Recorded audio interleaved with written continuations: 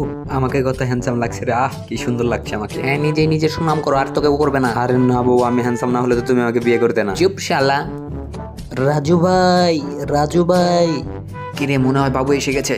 ওকে একটা সিগন্যাল দিতে হবে। এই এত জোরে শব্দ করো কেন? হ্যাঁ, হাইটাইনিটা মনে হয় এখানে, তাড়াতাড়ি পালা পালা। আমি তো ঢোল বাজানোর প্র্যাকটিস করছিলাম। যেভাবে হোক আমার এখান থেকে পলানোর একটা বুদ্ধি বের করতে হবে। কি করা যায়? আচ্ছা, একটা বুদ্ধি পেয়েছি। বউ আজকে তোমাকে সুন্দরী বানিয়ে ফেলবে। তোমার চুলগুলো একদম স্ট্রেট করে দিব। তুমি চুপ করে বসে থাকো। এলাকার মানুষ তোমার চুল দেখে পাগল হয়ে যাবে। আরে বউ মনে হয় আমার কথায় ফেসে গেছে।